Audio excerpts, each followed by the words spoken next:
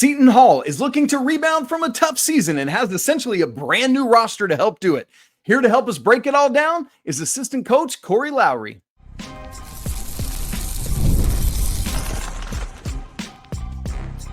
You are Locked On College Basketball, part of the Locked On Podcast Network. Your team every day. Hey there, what's up? Happy Wednesday. Welcome into the Locked On College Basketball Podcast, the only daily national college hoop show out there. I'm your host today, Isaac Shade. You're joining me at the place to get your college hoops content every single day. It's all part of the Locked On Podcast Network. I want to remind you, you can catch every episode ad-free on Amazon Music. Thank you so much for making us your first listen or watch to get your day going the right way. This episode is brought to you by FanDuel. Right now, new customers can get $150 in bonus bets if your first $5 bet wins. Special shout out to all you everydayers who are here with us and all the great members of the Locked On College Basketball Discord community. Remember, that link is in the show notes, absolutely free to join. Coming up on the show today, a special treat. We are joined by Seton Hall assistant coach Corey Lowery. We're going to have a great conversation. Let's dive right into it. Man, it is a true joy to be joined today on Locked On College Basketball by Coach Corey Lowery, assistant coach at Seton Hall, heading into year 4, correct, Coach? Yes, sir. Man, it's crazy that this staff has been there that long. It seems like just yesterday, Shaheen and the boys were upsetting all those teams, man, in that 2022 tournament. I know you weren't there at the time, but I'm sure you were watching and enjoying the ride yourself, man. Crazy stuff. Absolutely. Great time. Yeah. What it's nuts to think back on that. So here's where we're headed today, gang. We're going to talk Seton Hall's outlook for 25-26 season, heading off to the Maui Invitational. I think I might try to hitch a ride with the Pirates and some luggage. We'll talk the new era of NIL and the house settlement. We'll look at tournament expansion because we're all sitting in limbo right now trying to figure out what's going to happen there. And then we're going to wrap the show by talking about Coach Lowery's journey through the coaching profession, which, as we all know, is never linear. And so he's going to share a little bit with us about that. So, Coach, let's dive right on into the team for this season. I think for me, the place to start is the very unique roster construction for the Pirates in 25-26. Chief of which is the fact that unless I've missed something, there are exactly 0 goose egg, not a nil incoming freshmen to your team this year. Right. It's just the new era that we're in. The teams now are a lot older, and it's really harder for high school kids now coming out of high school, playing at this level of basketball. You really, really have to be a mature high school player, physically ready, mentally ready as well to compete at this level, especially with the transfer portal. You can transfer year in, year out. So rosters are just much older. I think it was a stat that went up Auburn's roster, I think was actually older than OKC's roster. That's right. That's exactly right. Yeah. It's very, very hard for an 18-year-old freshman to come in and contribute right away. Now, there are some, sure, but kids today, man, a lot of kids today, they want to come in and play right away, but there's a curve there. So it's a lot harder for high school kids now. So do you anticipate then that will mean for you guys higher level concepts that you as a staff are able to put in more quickly? Are you able to have bigger conversation, right? Like, how does that affect the preparation for the season? Well, again, I think it all depends on retention. It comes down to, if you want to put in higher level stuff, if you have a roster where you're able to retain a good majority of your roster, then you can kind of speed things up. But even when you're bringing in transfers and the way things have been going, you bring in 8, 9 new guys, sometimes 10 new guys, you still have to teach those concepts. So based on whatever your scheming is, you still have to teach that. But guys are more physically ready to compete, at a higher level. Sometimes from where they came from, if they're transfers, you have to unlearn some things. Some guys have come from 2 different schools. So when they come into a new situation, you have to learn that new system. You have to kind of reteach these guys some. So it really depends on the retention and how fast that your guys are able to pick up things. It's still a lot of teaching involved. And to that point, Coach, I mean, there is not a ton of retention for you guys this year. If I'm looking at the roster correctly, just 3 returning players from last year, bringing in a whole host of transfers from all over the place: Merrimack, Pacific, Elon, Fordham, Jacksonville, Rice, Miami, NC State. And it's guys bringing in stuff from all over the country, as you alluded to. Some of it probably great stuff, some of it stuff that's got to be unlearned. So what is that going to look like in setting the Seton Hall vibes of who we are as a team, what we do, what we don't do? How is that process beginning to take shape already? Right. Well, that's what you do over the summer. You kind of get your identity. You starting to teach the guys what the culture of the work ethic is about. And that's what we got. We brought in guys that are talented, but now we have to teach them, what Seton Hall basketball is about, what the culture is about.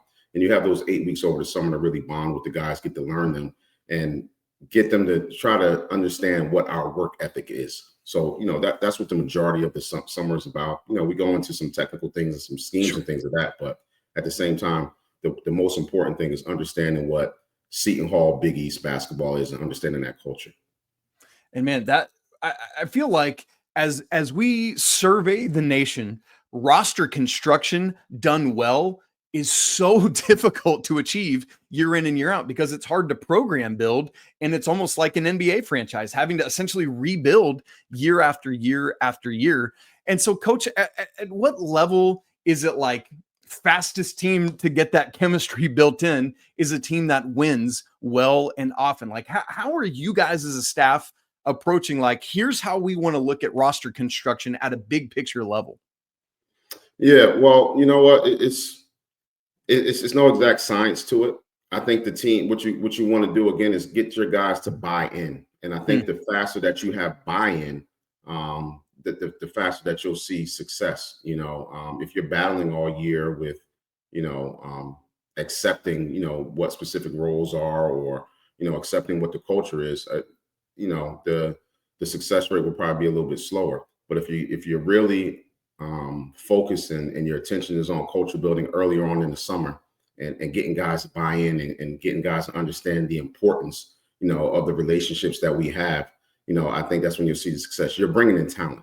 A lot of teams are bringing in talent, and you can see what they can do, but now, it's about when you have so much talent in the gym, are guys willing to sacrifice for the betterment of the team? So it's very important to get guys' mindset on that. And once you get guys' mindset on that, I think you can take off as a program, as one program, not a bunch of individuals. Man, I love that. It's a reminder of the importance of, we're not just trying to find the 5 to 8 best players that are out there in the portal or wherever. We need the guys that understand the assignment, that will accept role definition and all that. And that's how we as a staff can lead the way. So I love that from you, Coach. It's brilliant stuff. Absolutely. Like Coach Holloway always says, it's not the best guy, it's the right guy for the program. That's so good. I think I need to steal that and ride with that in my entire life. Man, I love it from Coach Holloway there. So, Coach, let's dive in then on a couple of the specific names of this thing. We've kind of been talking big picture of the roster, but as you guys are starting to kind of learn the lay of the land of your returning players and your new incoming transfers, is there somebody you really see like leading out from whether it's a best player standpoint, but necessarily more like, this is the guy that's kind of the alpha dog, the team leader, the guy bringing everyone together and setting the pace and the tone?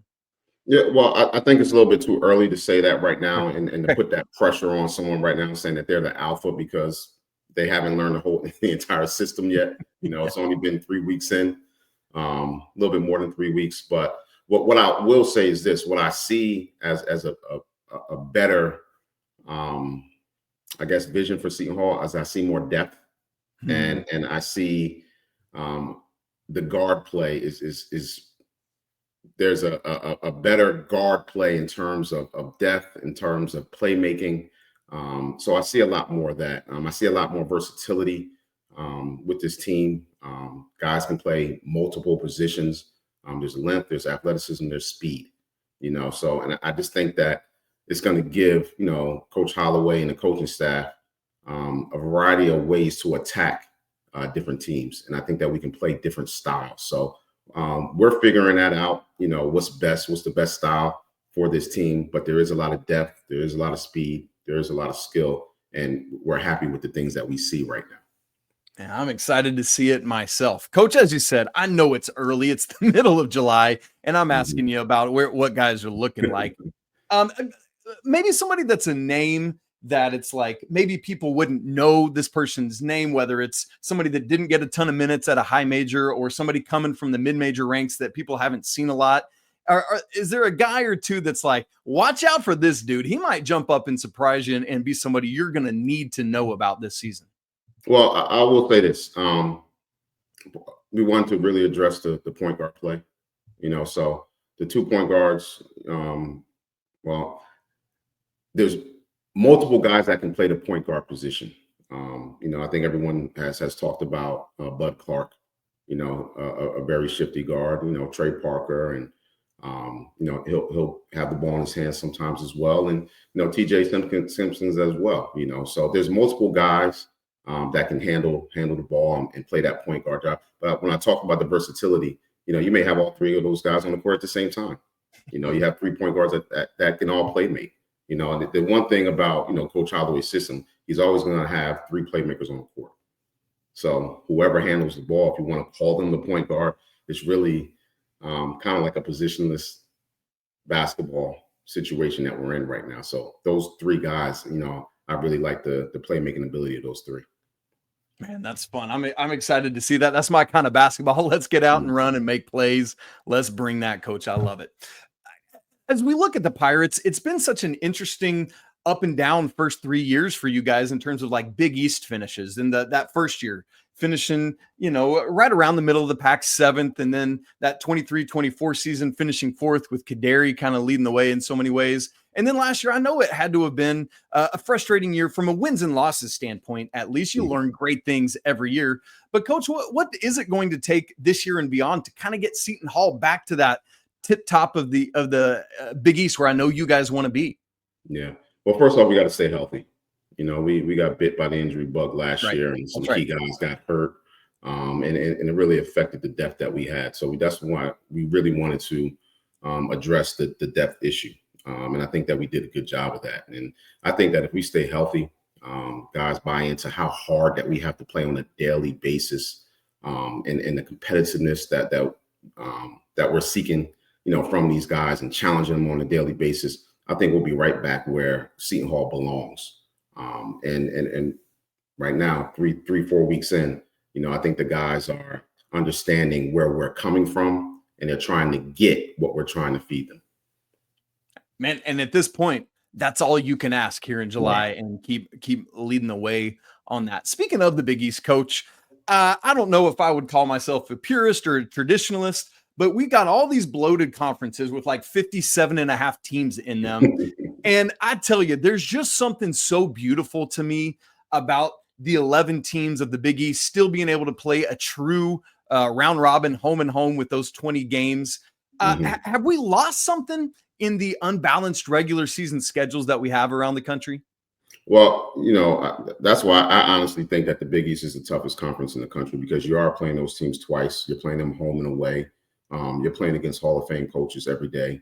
The game planning and the strategies, and it's not like you're just playing a team one time and you can get lucky one time. I mean, you really have to be focused and really strategize on how to beat that team, especially trying to beat a team twice or beat a team 3 times, when you get to the Big East tournament. I think that's what makes the Big East so tough. I think that's what makes those teams so ready to play. And I think that they perform well in the NCAA tournament. I think that we get snubbed a little bit because we only have 11 teams. I think more teams deserve to get into that NCAA tournament because of, again, the difficulty it is of playing a team, 2 times, home and away, and then possibly a 3rd time in the Big East tournament. A lot of those schools that play only teams one time, they don't get that challenge, and then when they get to the NCAA tournament, at sometimes they're not as successful. So not to take anything away from those conferences, they're all tough conferences, but when you have to play every team in your conference twice, it's just another level of preparation that you have to be ready for. And now you got 2 different Patinos to contend with. Come on, what are we doing? No, you're right about not last year, because last year was 5 Big East teams, but 2 seasons ago, having just 3. That was shocking to me, Yeah. Coach. And so, yeah, I'm with you on that. I think there is some disrespect because of that. Obviously, we saw a tournament record last year with those SEC schools, and really curious to see how the selection committee continues to find better ways to evaluate who these teams are. And so we'll have to keep our eyes on that. Speaking of which, we need to keep the train moving here. We want to talk about the House settlement, and it's been half a month in and what that's already doing to the landscape of college athletics, and tournament expansion is back in the news yet again. I'd love to get Coach's thoughts on that and whether we should stay at 68 or grow a little bit bigger. Maybe we could get some more Big East teams in. We'll talk about all that coming up in just a second. Right after I tell you about FanDuel. Summer sports are in full swing, and whether you're all about baseball under the lights, golf on the green, or high-stakes soccer action, FanDuel is the best way to make sure you make every game even more exciting. You're already following the action anyway, why not make it a little more thrilling? With FanDuel, you can get on the game while all your friends are off at the beach getting sunburned. You can use FanDuel to track your favorite matchups, and the app always keeps things fresh with new daily promotions and fun ways to bet. It's easy to use, it's fast to pay out, and makes even regular season games feel like must-watch appointment events. Whether you're placing a same-game parlay or letting a bet ride on into the ninth inning, FanDuel always makes it feel like you're part of the action.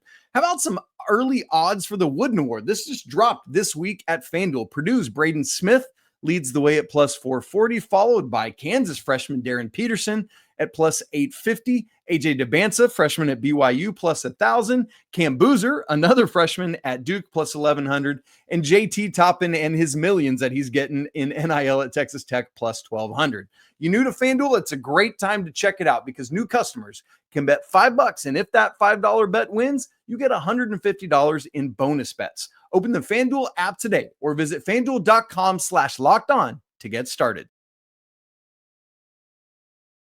Again, we're joined today by Coach Corey Lowery, assistant coach at Seton Hall. And we want to move now to talking about just kind of the landscape of collegiate athletics, man. And Coach, you just said it as we were talking in between segments, man. It is different and it's gotten different in a hurry. The same way that COVID just sped up a whole bunch of stuff, man, this new landscape has done it. And the newest thing we're dealing with right now is this House settlement, which we're literally half a month into. It started July 1st. And just for everyone's awareness, we're going to be very careful not to talk in specific details about Seton Hall side of this. So we're going to talk more kind of big picture generalities with it. So Coach, in these early couple weeks of the House settlement, whether it's there for you guys at Seton Hall in the Big East or nationally, how are you already seeing the House settlement affect things with NIL and transfer portal and rev share and everything? Yeah, well, I guess you talk about the student athlete getting a piece of the pie. And I think that with the rev sharing now, it's kind of distributing, the money. And, what's happening now is that, the schools can actually, give, NIL to the student athletes, so the portion, with the rev share now, it's not just all going through the collective, where you have to just, put all the pressure on your donors to raise money and, get the students the NIL deals. Now with the rev sharing, the money is coming directly to the school and, that money can be divvied out. So it's here, and you have to embrace it if you want to coach in this new culture. You just have to embrace it. And, I think that, as we get further along with rev sharing and with NIL, will the NCAA step in and put some regularities on it? That remains to be seen. Is that necessary? Yeah. You look at the pro sports, they have a cap, so, and they have contracts and things of that nature. So if we're moving to that semi-professional model, I think that you can expect, some regulations and some changes along the way, but it's here. People have their opinions about it, regardless of whether you think it's a good thing or whether you think it's a bad thing. If you're coaching in college sports, it's something that you have to embrace, and, your administrations have to embrace it. And, we have to be prepared to move forward with it. As we look at it, it's so interesting because we've just had just NIL, and it's been so many ways the wild, wild west. It's been, in a lot of ways has gone beyond the intention of actually being paid for your name, image, and likeness. And there's been a lot of pay for play. And now we see this thing where we have the rev share and we have NIL third party things, but which are now being evaluated by NIL Go. And we've already started to see some things that previously would have been just green checked and flown on through being denied already by NIL Go. Do you feel like that side of things is going to be helpful to curtail the pay for play side of things, or is that going to cause just other issues? What have your thoughts been about that? I think it's just going to cause, other issues. I don't have the answers to it. What I do know is that if you're going to be a competitive basketball team, NIL is going to be a major part of it. The best players are going to, want to receive whatever their value is, whatever their market value is. That's the common word that a lot of agents bring up. Well, my client's market value is this. I think that there has to be a way that you can really figure out what a person's market value is. And, when we talked about high school, it's really hard to find the market value for a high school kid when they were competing against high school, student athletes. They weren't actually competing against college student athletes. So market values are going to differ. And I think that's the biggest thing that really has to come into play, how we're figuring out what market value is. And then, is there going to be some type of cap across the board? And I think that if you want to try to make it as fair as possible, if you put some type of cap there, I think that's a starting step. Now the other things that will happen with the other collectives and, whether that's legal to do or not, I guess the NCAA has their work to do. They do indeed. And I think at least in part because they didn't do all that work on the front end and this got out of the way before they were able to put those parameters around it that you're talking about. Coach, I'm right with you, man. Finding some version of a collective bargaining agreement, getting more contracts, just reining this thing in where it's like, you have committed to do this for us at Seton Hall or wherever it is. And you can't break that. You can't breach that. So that'll be an interesting thing to watch. One of the things, Coach, that's been brought up as interesting, because obviously each school can choose how they want to dole out their rev share to their various athletics programs. For schools that have football, obviously that's going to eat up a large percentage of that. There's been a lot of talk about Big East schools not having football teams, and so maybe having the opportunity to give a bigger portion of the money out to their basketball teams. And obviously I'm not asking you to tell me what Seton Hall's doing with that, but do you see that as an opportunity for Seton Hall and other Big East schools to maybe have a little leg up on football schools? Well, you know what, you got to kind of put your administrative cap on also. And, selfishly as a basketball coach, you want to think that, we want all that revenue towards basketball. But, as the administration, you have to look at the total functioning of your school and all your sports and how you're going to use that to keep your school operating. As far as hiring personnel, administrative personnel, coaches and what revenue do your other sports get? So I don't think it's necessarily just a big advantage for the Big East because we're basketball schools. The Big East schools are a little bit smaller. Like a school, a state school may have 30, 40,000 students, whereas a smaller Big East school may only have 10,000 students, so the type of revenue that you're going to need to keep the school operating based off that revenue is going to be a very important decision for the administrators to make. So I don't think it's necessarily an advantage for the Big East because those schools have to still operate. I love that. Yeah, because again, there's no mandate that everyone has to utilize that full, what this year expected to be $20.5 million, which will go up by 4 or 5, I can't remember, percentage points a year. So it's a great point, Coach. I've been curious to ask a Big East coach about that, so I'm really grateful for your insight into it. Let's switch gears a little bit because NCAA tournament expansion has been in the news again for another summer, and we keep kicking the can down the road. It feels like year after year after year. We've been at 68. Coach, I'm on record as saying I would rather retract rather than expand. I'd like to go back to 64, but I totally understand arguments to go in the other direction. So it seems like what's on the table right now is to stay at 68, grow to 72, or grow to 76. And this is like take off your Seton Hall hat and put on a just Coach Corey Lowery, what you would like to see. How do you view all of this tournament expansion? Well, listen, I think we're at our max. 68, I think, is good enough. I don't think that you should expand it, because the more you expand, it's like giving every kid a trophy. You know, you don't want to water down, the NCAA experience. It's hard to get there. You know, and listen, we were on the end when we should have got in. You know, so believe me, if it was 76, yeah, Seton Hall would have got in. But at the same time, you don't want to water down March Madness.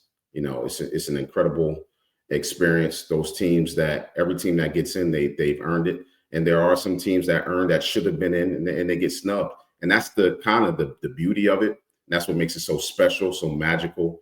You know, whether you have the Cinderella runs or, you know, whether you have the teams that got snubbed, and, you know, how do they persevere over that? You know, we got snubbed, you know, we persevered, and, you know, we got to the NIT, and it was difficult to play in that NIT tournament, you know, but it's a big life lesson that was taught, you know, that sometimes things in life are not going to go your way, but how do you respond? That really matters about the type of character that you have. So I'm a proponent, keep it at 68. That's fine. But I definitely don't want to see it go above that. And as you said, that's coming from a coach who was literally just barely on the wrong side of that. I still just, let me take off my being neutral to all parties hat. I don't know how you were left out of that tournament. Yeah. If I'm Kadari Richmond, I'm banging lockers and going around everywhere. I'm so mad. Crazy stuff. But oh well, we move along. Now, Coach, you said it. You got to process all of this as a coach. We talked about it earlier. The coaching journey is never linear. So we're going to close the show today by just having a conversation with you about your experiences along the way that have brought you to this point in your career. And we'll look ahead as well. All of that coming up in just a second.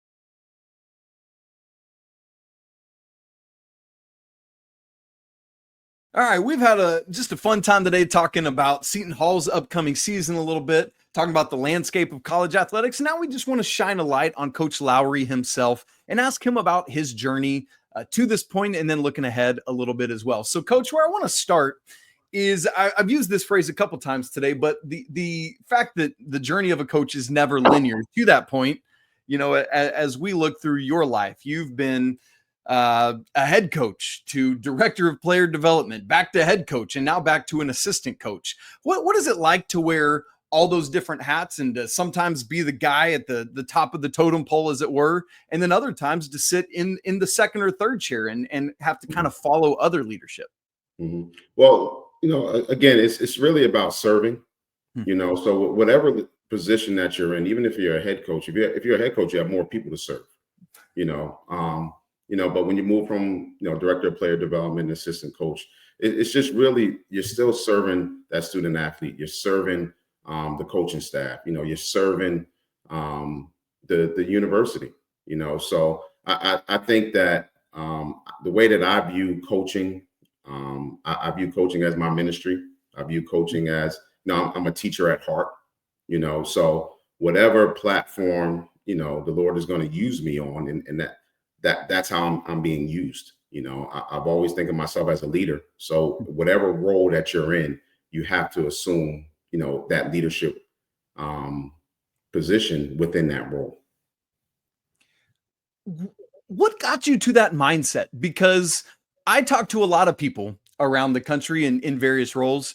And I got to tell you, there's a lot of people just trying to climb the ladder and climb over people and do whatever I got to do to get as high as I possibly can.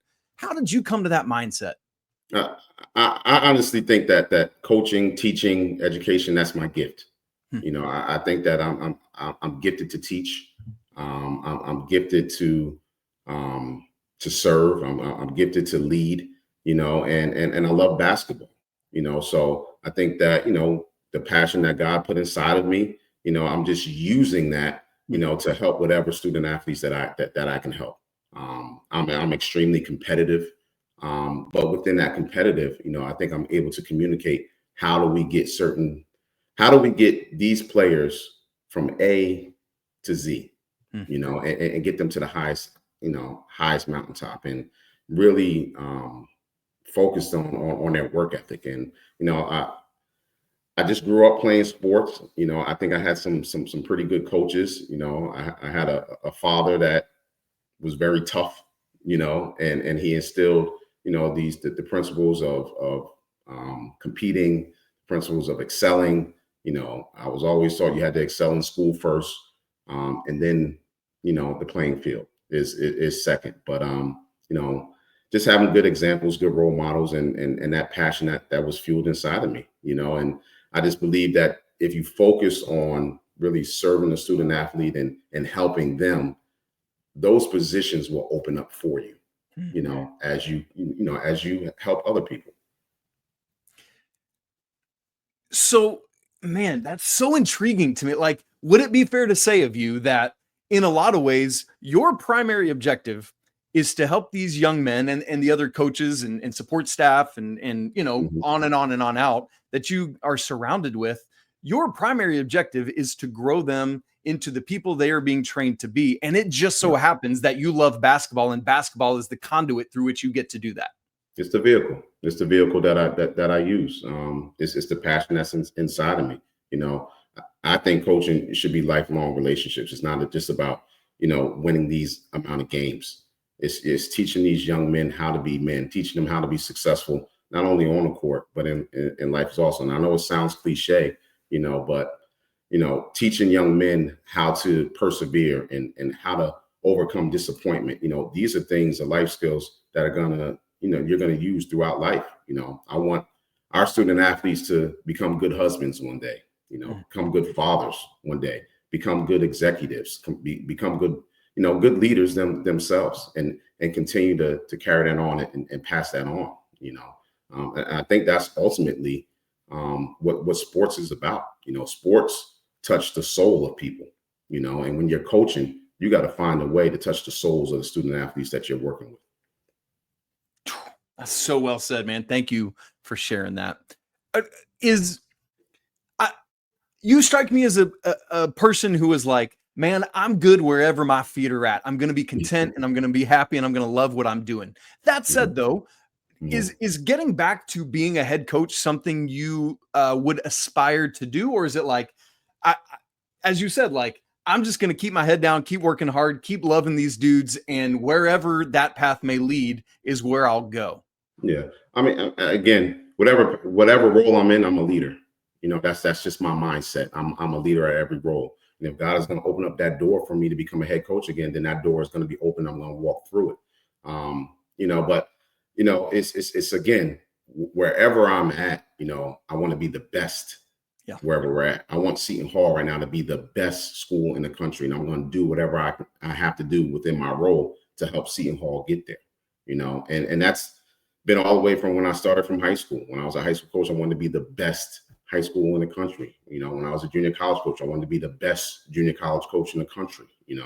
I want to be the best assistant coach in the country. I want to be the best, head coach in the country wherever I'm at, But, my main thing is where I'm at right now is divinely where I'm supposed to be. And I'm going to do my job to the best of my ability. Something I really like about, like, if somebody goes to check out your bio, it's really cool that you've had stops at all of these various levels of college basketball or high school basketball and everything in between. I'm curious to ask you, what is something you found that is always true, regardless of level? And maybe what is something you found that changes from level to level? Well, the work ethic. I mean, teams that work the hardest, teams that understand the attention to detail, those are the teams that are going to be successful. Teams that communicate well, coaches that communicate well with their staff, communicate well with the players, those teams that are bonded, those teams that are driven and focused, and the communication is clear and concise, those are the teams that are successful, and those are the teams that win on a consistent basis. There's a consistent culture about those teams that win. There's a consistent language.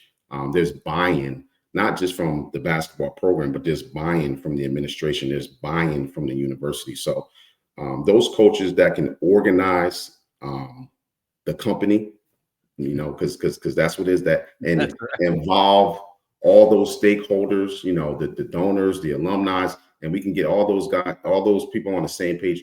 Those are the teams that consistently win, because there's clear, concise communication, and there's a clear goal on where we're going. Coach, last question for you. In our just short time that we've been together talking, I have very quickly learned how clearly and critically important relationships are to you. Mm-hmm. How, with all the demands on you as a coach, particularly in this age of the transfer portal, and you always got to be having your eyes on everything and everybody and all that, how have you worked to strike a balance between your professional life and your family life, and loving both of those things as best as you can? Yeah, I mean, I have a great wife. I'm blessed. I'm going on 22 years of marriage, and Wow. I met my wife in college, and so all she's known is basketball, so that's a good thing. So from the beginning, I haven't been home a lot of nights, but it's something that she was used to. And then when we had children, it was good that they were able to come to the games and they get involved with it. So you try to involve your family as much as possible with basketball. Whether they're when they're young and they're coming to practices, now they're a little bit older and they come to the games, and they're really, really, invested in what we do, so you try to keep them involved as much as possible. They end up getting close with the players as well, and having those relationships. They get close with the other families because they have a bond of their husbands not being home, So you really, if you're a coach and you have a good wife, that's going to stick by you. I mean, you got to find time to really treat your wife and your family as best you can, because there's a lot of birthdays you miss, a lot of parties you miss, and things that that you have to do because you're committed to your craft and your profession as well. So it's a tough balance, but the only advice I would give is, when you're home, try to be as present as much as possible. When you're home. That's so good. Thank you for that. And gosh, honestly, that's true. Whatever your profession, whatever it is you're doing in life, be where you are and be present, and don't stare at those screens all day, gang. That's something else. It's hard to do. Man, it is so hard to, that is not wrong, brother.